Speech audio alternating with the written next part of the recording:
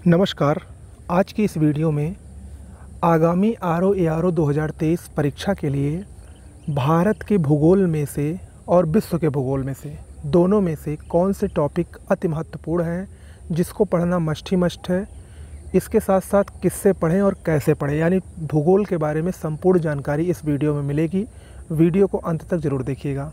Okay, अगर हम RO-ARO 2023 परीक्षा की बात करें या हम सीधे सीधे RO-ARO की परीक्षा की बात करें तो विगत वर्ष के प्रश्नों को अगर हम देखें तो ये हम देखते हैं कि भूगोल एक अति महत्वपूर्ण इसका सेगमेंट है।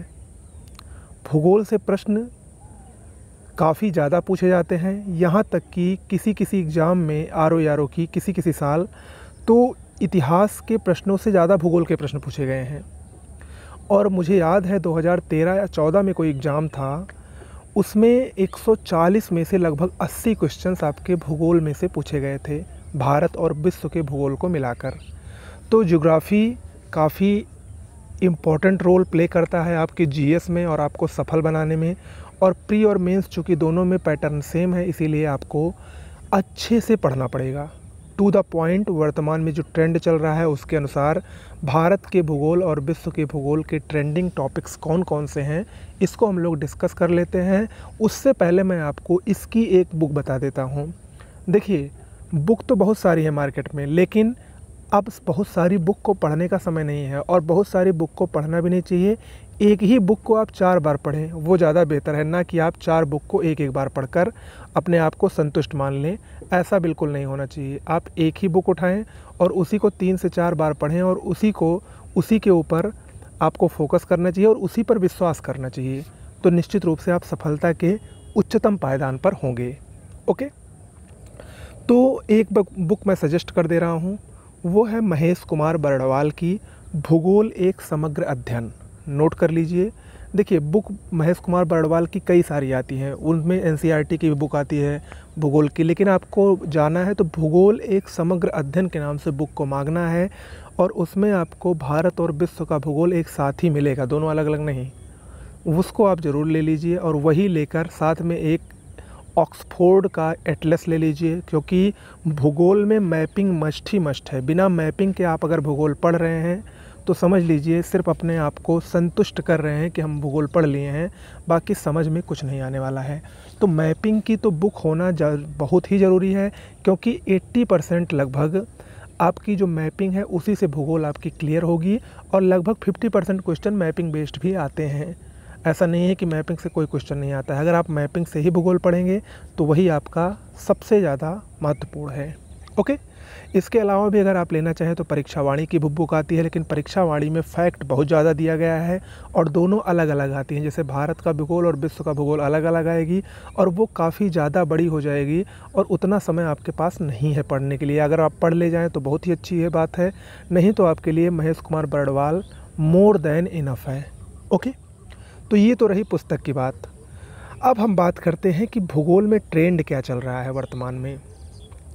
अगर हम पिछले 3 से 4 बार के प्रश्नों को देखें RO-ARO के, तो ये हम कह सकते हैं कि भारत का भूगोल और विश्व का भूगोल दोनों बराबर ही तरह महत्वपूर्ण है। यानी जितने प्रश्न उससे आते हैं भारत के भूगोल से, उतने ही प्रश्न लगभग विश्व के भूगोल से भी आते हैं। थोड़ा बहुत 1-2 प्रश्नों का अंतर रहता है, तो यानी हमको दोनों पर बराबर रूप से ध्यान देना होगा। अब इन दोनों में हमको पढ़ना क्या है, इसको हम लोग जल्दी से देख लेते हैं, क्योंकि मैं आपका ज़्यादा समय नहीं लेना चाहता हूँ। थोड़े ही समय में आपको ज़्यादा से ज़्यादा देने की कोशिश मैं करता हूँ, जिससे आपका भी समय बचे और हमारा भी समय बचे और दोनों लोगों को ज़्यादा से ज़्यादा मिल जाए। मैं आपको ज़्यादा से ज़्यादा दे पाऊँ और आप मुझसे ज़्यादा से ज़्यादा ग्रहण कर पाएँ, यही मेरा उद्देश्य रहता है। शुरुआत कर रहे हैं भारत के भूगोल की। तो सबसे पहले भारत के भूगोल में भारत के बारे में सामान्य जानकारी आपको ज़रूर प्राप्त होनी चाहिए, ज़रूर पता होना चाहिए। जैसे भारत का अक्षांशीय और देशांतरीय विस्तार क्या है। देखिए, इस समय आयोग का जो ट्रेंड चल रहा है उसमें आप अगर सोच रहे होंगे अरे ये तो बहुत ही लो लेवल का बता रहे हैं कि अक्षांशीय देशा और देशांतरीय विस्तार कभी पूछ सकता है। बिल्कुल पूछ सकता है, क्योंकि आयोग की इस समय नज़र उसी चीज़ पर है जिसको आप लोग इग्नोर करते हैं। तो इसको नोट डाउन कर लीजिएगा। ये बहुत ही मैं सीरियसली आपको बता रहा हूँ, क्योंकि आयोग हर साल के आप प्रश्नों को देख लीजिए, चाहे पीसीएस के चाहे आरओ एआरओ के, उसमें ऐसे प्रश्न वो डालता है जिस पर आप लोगों की नज़र नहीं रहती है, जिसको आप लोग इग्नोर करते हैं छोटा प्रश्न समझकर। तो उसी छोटे प्रश्न पर आयोग सबसे ज़्यादा ध्यान दे रहा है। तो इसको आपको मानकर चलना है कि कोई भी टॉपिक छोटा नहीं है और सबको आपको बराबर रूप से तवज्जो देनी है और सबको सोच समझकर ही पढ़ना है। ओके। अक्षांशीय और देशांतरीय विस्तार। राज्य और उसकी सीमा। भारत में कितने राज्य हैं और उन राज्यों से किन किन राज्यों की सीमाएं लगी हैं, कौन सा देश भारत से सीमा किसकी लगती है और कौन से देश में किस किस राज्य की सीमा लगती है, ये सब आपको पता होना चाहिए। मैपिंग से ही पता चलेगा। तटीय सीमा। भारत की तटीय सीमा की लंबाई कितनी है, तटीय सीमा से लगे देश कौन कौन से हैं, कितने देश तटीय सीमा को स्पर्श करते हैं, 8 देश या 9 देश, कई बार प्रश्न पूछा जा चुका है। तो इस तरीके से आपको ये सब पता होना चाहिए। मानक समय रेखा से प्रश्न पूछा जाता है। कर्क रेखा किन किन राज्यों से होकर गुजरती है, मानक रेखा किन किन राज्यों से होकर गुजरती है, कहाँ पर कर्क और मानक समय रेखा एक दूसरे को काटती हैं, किस राज्य में, ये सब भी प्रश्न पूछे जाते हैं। प्रमुख द्वीप कौन कौन से हैं भारत में, खासकर जो अंडमान निकोबार द्वीप समूह और लक्षद्वीप में भी बहुत सारे ऐसे द्वीप हैं जो महत्वपूर्ण हैं, उनको पढ़ना ही पढ़ना है साथ में। और बहुत सारे द्वीप हैं, जैसे न्यू मोर द्वीप होगा, व्हीलर द्वीप हो गया, तो इन सब द्वीपों पर भी आपको ध्यान देना है। इसके अलावा प्रमुख चैनल कौन कौन से हैं, जैसे 8 degree channel, 9 degree channel, 10 degree channel, ये सब को भी आपको पढ़ना है। कोको चैनल क्या है, तो ये सब भी आपको आना चाहिए। ये सब है भारत के बारे में सामान्य जानकारी, और ये सब एक छोटा छोटा टॉपिक है लेकिन काफ़ी महत्वपूर्ण टॉपिक है। ओके। इसके बाद एक बहुत ही महत्वपूर्ण टॉपिक है भारत का भौगोलिक विभाजन। पूरा भारत का पर्वतीय क्षेत्र, खासकर हिमालय और उसके भाग, और प्रायद्वीपीय पठार में खासकर पश्चिमी घाट, पूर्वी घाट, और पश्चिमी और पूर्वी घाट के अंतर्गत बहुत सारे पठार हैं, बहुत सारे पर्वत हैं, जैसे अरावली पर्वत हो गया, विंध्याचल पर्वत हो गया, मालवा पठार हो गया, दक्कन पठार हो गया, छोटा नागपुर पठार हो गया, शिलांग पठार हो गया। ये सब पठार हैं। इनके बारे में क्या महत्वपूर्ण चीज़ें हैं, कौन सा लावा निर्मित है, कौन सा साधारण प्रक्रिया द्वारा निर्मित है, पश्चिमी घाट में क्या है प्रमुख, पूर्वी घाट में क्या है प्रमुख, उसकी सर्वोच्च चोटी कौन कौन सी है, कहाँ पर ये पश्चिमी घाट पाया जाता है, किन किन राज्यों में विस्तार है, किन राज्यों में पूर्वी घाट का, किन राज्यों में विंध्याचल पर्वत का विस्तार है, ये सब आपको पढ़ना बहुत ही मस्ट है और इसी से प्रश्न ज़्यादा पूछे जाते हैं। इसके साथ साथ जब हम पर्वतीय क्षेत्र को पढ़ेंगे, प्रायद्वीपीय पठार के क्षेत्र को पढ़ेंगे, तो उसी से संबंधित जो प्रमुख टॉपिक है, भारत में प्रमुख दर्रे कौन कौन से हैं, घाटियाँ कौन कौन सी हैं, झीलें कौन कौन से हैं और झरने कौन कौन से हैं, जिनको हम लोग जलप्रपात कहते हैं, इनसे भी प्रश्न सीधे सीधे पूछता है। तो ये अति महत्वपूर्ण टॉपिक है। इससे 2 से 3 प्रश्न आने ही आने हैं, ये तय कर कर लिख लीजिए। तो इसको आपको अच्छे से पढ़ना है।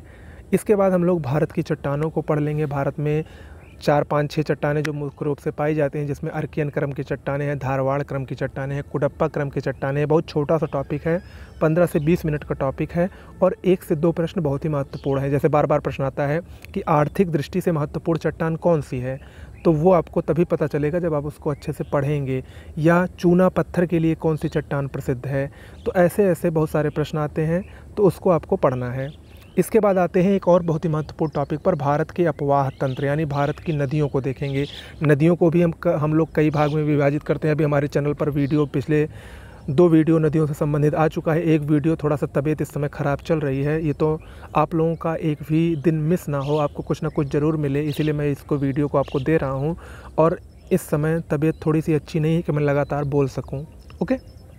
तो भारत के अपवाह तंत्र में आपको हिमालयी नदियाँ, हिमालय नदी में गंगा नदी तंत्र, सिंधु नदी तंत्र, ब्रह्मपुत्र नदी तंत्र को पढ़ना है। साथ में प्रायद्वीपीय नदियों में अरब सागर में गिरने वाली नदियाँ कौन सी हैं, प्रायद्वीपीय सागर में बंगाल की खाड़ी में गिरने वाली नदियाँ कौन सी हैं, ये भी पूछता है।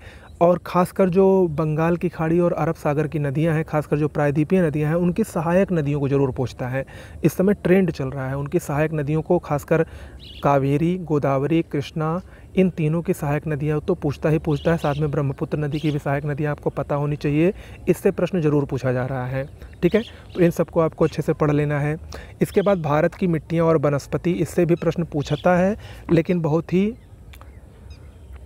डायरेक्ट क्वेश्चन पूछता है। इससे बहुत ज़्यादा घुमा फिरा के क्वेश्चन पूछने की संभावना नहीं है। जैसे भारत में सर्वाधिक क्षेत्रफल पर पाई जाने वाली मिट्टी कौन सी है, या कौन सी मिट्टी किस लिए महत्वपूर्ण है, अम्लीय मिट्टी कौन सी है, क्षारीय मिट्टी कौन सी है, या कहाँ पर इसका विस्तार पाया जाता है। तो ये सब टाइप के प्रश्न ज़्यादा पूछे जाते हैं। वनस्पतियों में भी कुछ प्रमुख वनस्पतियों के नाम देगा, जैसे सागौन कहाँ की किस वनों की विशेषता है, या देवदार किन वनों की विशेषता है। तो ये सब आपको पता चलेगा जब आप इसको पढ़ेंगे अच्छे से। ओके। भारतीय कृषि, इसको लोग अलग से पढ़ लेते हैं, इसको एक अलग से वही मान लेते हैं कि एक अलग से सब्जेक्ट ही है, लेकिन हम भूगोल में ही भारतीय कृषि को पढ़ लेंगे, फसलों का वर्गीकरण पढ़ लेंगे। क्रांतियाँ प्रमुख कौन कौन सी हैं, इसको आप लोग बहुत पहले से ही पढ़ते आए हैं। फसलों की किस्में कौन कौन सी हैं और उत्पादक राज्य, खासकर सबसे ज़्यादा महत्वपूर्ण यही है कि कौन सी फसल में कौन सा राज्य भारत में नंबर 1 पर है उत्पादन में। ठीक है, तो इसको भी हमको पढ़ना है। इसके बाद आ जाते हैं एक महत्वपूर्ण सेक्शन है खनिज का। खनिज में सबसे ज़्यादा महत्वपूर्ण है उत्पादन और भंडारण में अग्रणी राज्य कौन कौन से हैं। इसमें भी आपको अलग अलग डाटा लेटेस्ट जो मिलेगा उसको आपको देखना है कि कौन सा राज्य उत्पादन में सबसे ज़्यादा है, कौन सा राज्य भंडारण में सबसे ज़्यादा है। और उसके बाद प्रमुख खाने कौन कौन सी हैं, जैसे बहुत सारी खाने हैं वो बहुत ही प्रसिद्ध हैं।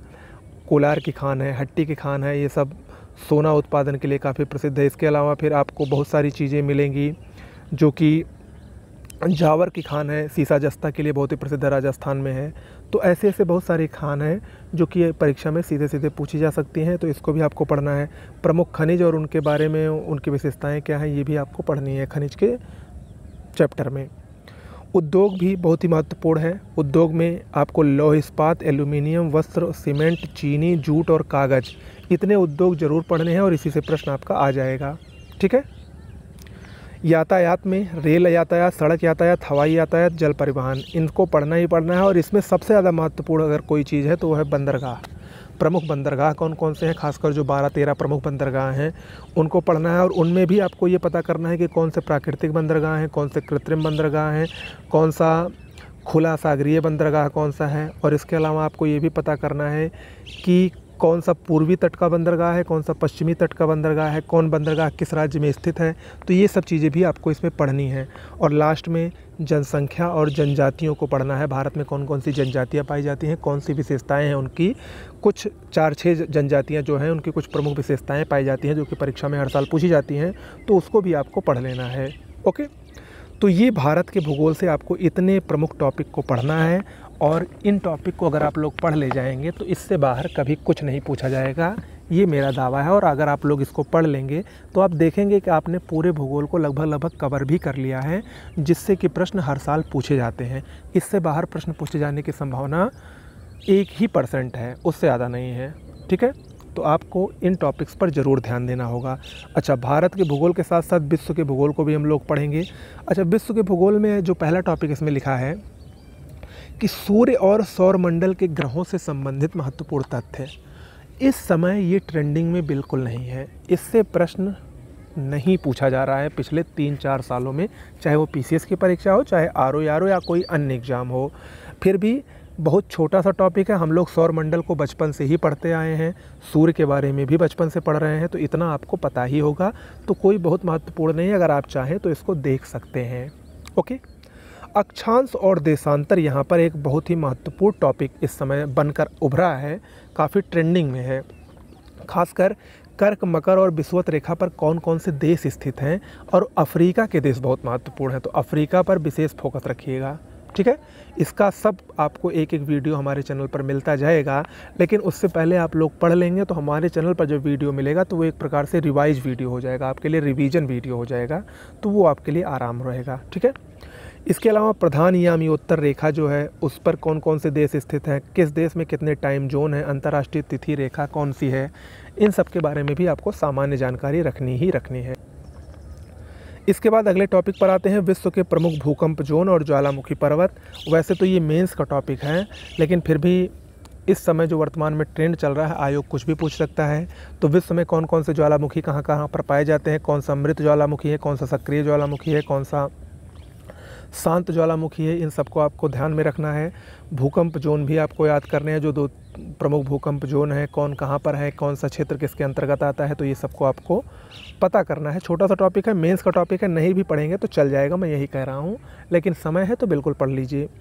इसके बाद नदी, भूमिगत जल, पवन और हिमानी द्वारा स्थलाकृतियाँ कौन कौन सी आकृतियाँ बनती हैं, ये भी मेंस का टॉपिक है, लेकिन प्री में इस समय पूछा जा रहा है, पिछले 2-3 साल से देख रहे हैं, इससे प्रश्न ज़रूर पूछे जाते हैं।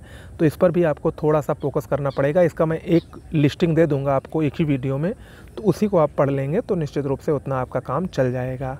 ओके, इसके बाद वाला जो चैप्टर है वो बहुत ही महत्वपूर्ण है, विश्व के प्रमुख पर्वत और घाटियाँ। इसका मैं वीडियो आपको अभी हाल ही में दे चुका हूँ, जीएस के ट्रेंडिंग टॉपिक्स में इसका वीडियो मिल चुका है, इसको ज़रूर देख लीजिएगा। विश्व के कौन कौन से पर्वत प्रमुख है, जैसे एंडीज पर्वत हो गया, रॉकी पर्वत हो गया, इसके बाद ड्रेकेंसबर्ग पर्वत है, एटलस पर्वत है, माउंट किलिमंजारो पर्वत है, इसके बाद आपका अन्य बहुत सारे छोटे छोटे पर्वत हैं। तो खासकर इंग्लैंड वहाँ पर यूरोप के पर्वत हैं जो सीमा बनाते हैं, जैसे जूरा पर्वत हो गया, वासजेस पर्वत हो गया, आल्प्स पर्वत हो गया। तो ये सब बहुत ही महत्वपूर्ण हैं। इससे संबंधित वीडियो हमने दे दिया है, उसी को आप लोग ज़रूर देख लीजिएगा, उससे बाहर नहीं पूछा जाएगा। इसके बाद पृथ्वी की चट्टानें, आग्नेय, अवसादी और रूपांतरित चट्टान क्या है, इनकी विशेषताएँ क्या हैं और उदाहरण। 15 से 20 मिनट का टॉपिक है, छोटा सा टॉपिक है, इसको भी आप लोग ज़रूर देख लीजिएगा। महासागरीय जलधाराओं में कौन से महासागर की कौन सी ठंडी जलधारा है, कौन सी गर्म जलधारा है, खासकर प्रशांत महासागर, अटलांटिक महासागर और हिंद महासागर, इनकी ठंडी और गर्म जलधाराएं आपको ज़रूर पता होनी चाहिए। इससे भी प्रश्न पूछता है। आगे बढ़ते हैं, वायुमंडल में जानते हैं। वायुमंडल की संरचना आपको पता होनी चाहिए, कौन सा मंडल किस लिए महत्वपूर्ण है, जैसे ट्रोपोस्फीयर हो गया, मेसोस्फीयर हो गया, स्ट्रेटोस्फीयर हो गया। जो 5 परतें पाई जाती हैं वायुमंडल में, इनमें कौन कौन सी क्रिया होती है किस मंडल में, जैसे ओजोन कहाँ पर पाई जाती है, या हवाई जहाज़ वगैरह कहाँ पर उड़ाने के लिए सबसे आदर्श मौसम होता है। तो इन सब को आपको पढ़ना है। इसके अलावा गैसों की उपस्थिति, ताप का प्रभाव, यानी किस मंडल में ताप कैसा होता है, कहीं पर घटता है, कहीं पर बढ़ता है, कहीं पर स्थिर रहता है। तो ये सब आपको पता करना है और ये सब आपको पढ़ना है। प्रमुख पवनें मोस्ट इम्पॉर्टेंट हैं, स्थानीय पवनें, खासकर गर्म पवनें और ठंडी पवनें जो चलती हैं उसको आपको पढ़ना है। चक्रवात पढ़ना है, और चक्रवात का विभिन्न देशों में विभिन्न नाम हैं, उसको भी आपको देखना है। बादलों के प्रकार को आपको देखना है, कौन से बादल बहुत खतरनाक होते हैं, किन बादलों से वर्षा की सर्वाधिक संभावना होती है, जैसे पक्षाब स्तरीय मेघ हो गया, या और भी जो मेघ हैं उन सबको आपको ज़रूर देखना है। ओके, विश्व के प्रमुख जलवायु प्रदेश को भी पढ़ना है, हालांकि ये मेंस का टॉपिक है, लेकिन आप इसको एक बार ज़रूर रिवाइज कर लीजिएगा। ओके, चलिए इसके बाद आते हैं विश्व की प्रमुख नदियाँ, झीलें, नहरें, बांध और नदियों पर बसे शहर। ये बहुत ही महत्वपूर्ण टॉपिक है। विश्व की प्रमुख नदियाँ कौन कौन सी हैं, खासकर हर महाद्वीप की नदियाँ आपको पढ़नी हैं। झीलों को पढ़ना है, झीलें बहुत महत्वपूर्ण हैं, खासकर जो बृहद झीलें हैं अमेरिका की, जिसमें सुपीरियर, ह्यूरन, मिशिगन और भी इरी, ओंटारियो झील आती है। इसके अलावा विक्टोरिया झील अफ्रीका की, ऐसे मराकाइबो झील है। तो ऐसी कुछ 15-20 झीलें हैं जो कि बहुत महत्वपूर्ण हैं। उसको हम आपको कैस्पियन सागर झील है या बैकाल झील है, इन सब की सीमा कौन कौन से देश से लगती है, इन सब को मैं आपको लिस्टिंग करा दूंगा, वो मैं आपको दे दूंगा, तो उसको आपको ज़रूर पढ़ लेना है। ये बहुत ही महत्वपूर्ण टॉपिक है। साथ में कौन कौन से बांध है, कहाँ पर, किस नदी पर कौन सा बांध स्थित है, कौन कौन सी नहरें कहाँ पर निकाली गई हैं, नदियों के किनारे कुछ बसे प्रमुख शहर हैं, इनसे भी प्रश्न पूछ सकता है, मिलान करने के लिए दे सकता है। तो इसको भी आपको ज़रूर ध्यान में रखना है। ओके, विश्व के प्रमुख पठार, हालांकि इससे पूछे जाने की संभावना बहुत ही कम है, लेकिन फिर भी ज़रूर देख लीजिएगा। विश्व के प्रमुख मरुस्थल एक मोस्ट इम्पॉर्टेंट टॉपिक है, और घास के मैदान में भी, और दोनों में 2 अलग अलग टॉपिक हैं, जैसे शीतोष्ण कटिबंधीय मरुस्थल, उपोष्ण कटिबंधीय मरुस्थल। वैसे ही शीतोष्ण कटिबंधीय घास के मैदान और उपोष्ण कटिबंधीय घास के मैदान, इन दोनों को अलग अलग आप लोग देखिएगा। विश्व के प्रमुख द्वीप सबसे ज़्यादा महत्वपूर्ण टॉपिक है। सागर कौन कौन से हैं, जलसंधियाँ और स्थलरुद्ध यानी लैंड लॉक्ड कंट्री कौन कौन सी हैं, इसको आपको पढ़ना है। विश्व की प्रमुख जनजातियों को भी आपको पढ़ना है, और ये भी एक इम्पॉर्टेंट टॉपिक है।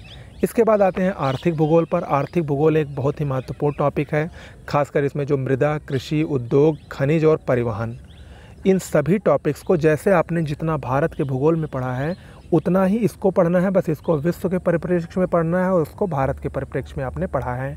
ठीक है, तो इस प्रकार से आपको ये सब पढ़ना है अच्छे से।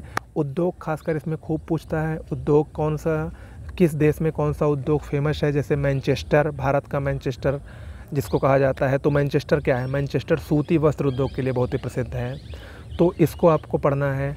ऐसे ही बहुत सारे हैं, ड्रेस्डन है, चीनी मिट्टी उद्योग के लिए बहुत ही प्रसिद्ध है। शेफील्ड है, एक कटलरी उद्योग के लिए बहुत ही प्रसिद्ध है। तो इन सब से भी मिलान करने के लिए ज़रूर पूछता है। तो इन सब पर भी आपको बराबर फोकस करना है। और अगर आप लोगों को ये सब पढ़ने में प्रॉब्लम हो, हालांकि मैंने किताब का नाम बता दिया है, तो हमारे चैनल पर नोट्स भी उपलब्ध है जिसमें आपको ये सब लाइन टू लाइन दिया गया है। आपको कहीं भटकने की ज़रूरत नहीं पड़ेगी। सब कुछ आपको मेरे चैनल पर जो PDF नोट्स अगर आप लेना चाहें तो उसकी प्रक्रिया क्या है, उसको आप लेने के लिए डिस्क्रिप्शन बॉक्स में मोबाइल नंबर दिया गया है, वहाँ पर आप लोग मैसेज कर सकते हैं। वहाँ पर आपको प्रक्रिया बताई जाएगी, सैंपल भी दिखा दिया जाएगा। अगर आप चाहें तो वहाँ पर जाकर इस नोट्स को ले सकते हैं। और विश्व भूगोल के साथ साथ भारत भूगोल और भी इतिहास से लेकर सारी कंप्लीट PDF नोट्स हमारे पास उपलब्ध हैं। आप चाहें तो इसको लेकर सिर्फ इसी को पढ़ लेंगे तो मैं यहाँ पर खुले तरीके से कह रहा हूँ कि 140 क्वेश्चन अगर GS का आता है तो लगभग 110 से 120 क्वेश्चन सीधे सीधे हमारी PDF से आपको मिलेगा, इंक्लूडिंग करंट अफेयर्स। जो मैं करंट अफेयर्स की PDF हर साल देता हूँ, जो लोग मुझसे जुड़े हैं वो लोग उसका महत्व समझते हैं कि कितना महत्वपूर्ण वो PDF रहता है और मैं आप लोगों के लिए किस तरीके से बनाता हूँ। क्योंकि देखिए, हमारे चैनल का उद्देश्य सिर्फ और सिर्फ आप लोगों की मदद करना है। और इस प्रकार से मदद नहीं कि मैं बोल कुछ और रहा हूँ, कर कुछ और रहा हूँ, ऐसा कुछ भी नहीं है। मैं जो भी टॉपिक दूँगा, भले ही आपको मैं लेट में टॉपिक दूं, लेकिन मैं जो भी टॉपिक आपको दूंगा वो एक ऐसा टॉपिक रहेगा जो अति महत्वपूर्ण होगा। इसीलिए मैं आपको बार बार कहता हूं कि मेरे हर वीडियोस बहुत महत्वपूर्ण रहते हैं, क्योंकि मैं ट्रेंडिंग टॉपिक्स पर ही वीडियो लेकर आता हूं और वही टॉपिक लेकर आता हूं और उसमें इस प्रकार से सारी चीज़ों को मैं मिक्सचर कर देता हूं कि आप उसके अलावा और कहीं पर पढ़ने की ज़रूरत ही आपको ना पड़े। ठीक है, तो वैसे ही हमारी नोट्स भी है। जो हमारे नोट्स को लिए हैं वो उसका महत्व समझ रहे हैं कि किस प्रकार से सारी चीज़ों को एक ऐसे और सरल ढंग से लिखा गया है। और सबसे बड़ी बात है कि सब लाइन टू लाइन लिखा गया है कि आपको कहीं भटकाव की ज़रूरत नहीं होगी। ओके, तो अगर आप चाहें तो उससे पढ़ सकते हैं लेकर, और नहीं तो मैंने आपको बुक बता दी है, उसको भी पढ़िए। आपको मिला के आपको पढ़ना ही है। मेन फोकस आपका पढ़ने पे होना चाहिए। कहाँ से पढ़ रहे हैं वो आपकी मर्ज़ी है, लेकिन मैं यही कहूँगा कि जहाँ से भी पढ़ना है वो आपको जल्द से जल्द डिसाइड कर लेना चाहिए, तो आपके लिए बेहतर होगा, आपके भविष्य के लिए बेहतर होगा। क्योंकि अब देर करने का समय नहीं है, ऑलरेडी देर हो चुकी है। विज्ञापन आने वाला है और जैसा कि मैंने पहले ही बताया था आपको, विज्ञापन आने के 2 से ढाई महीने के भीतर आपका एग्ज़ाम हो जाएगा। तो ऐसे में 2 ढाई 3 महीने आपके लिए कोई बहुत ज़्यादा नहीं है, सिलेबस बहुत बड़ा है। ठीक है, तो अगर आप अभी से नहीं जागेंगे तो देर हो जाएगी, फिर पता नहीं कब ये वैकेंसी आए और कब ये दोबारा चांस मिले। तो इसीलिए 4-5 महीने अगर अपने आप को ढाल सकते हैं, बिल्कुल बंद कर लीजिए, किसी से मिलना जुलना छोड़ दीजिए, सिर्फ़ और सिर्फ अपने जीवन साथी, अपनी बुक को बनाइए। निश्चित रूप से बेहतर परिणाम आपको देखने को मिलेंगे अगले 4 से 5 महीने के बाद, जब आप सचिवालय में आराम से बैठे होंगे और आपके पास एक अच्छी खासी पावर होगी, एक अच्छा खासा पैसा होगा, एक अच्छा खासा रुतबा होगा, और 4 लोग जो आपके दुश्मन थे वो भी आपसे मित्र बनकर डेली फ़ोन करेंगे। और आपको तब उस समय समझ में आएगा हमने जो 4-5 महीने की मेहनत की वो अब रंग लाई है। ठीक है, तो ऐसे में ये जो अवसर है, स्वर्णिम अवसर है, इसको आप लोग बिल्कुल मत खोइए। और निश्चित रूप से अभी भी समय है, अभी कुछ नहीं बिगड़ा है, बहुत सारा समय है। 3 महीने बहुत होता है, पर्याप्त होता है। उतने में आप लोग हमारे बताए अगर अनुसार चलेंगे तो निश्चित रूप से आप सफलता की सीढ़ी को प्राप्त कर पाएंगे। ओके, नमस्कार।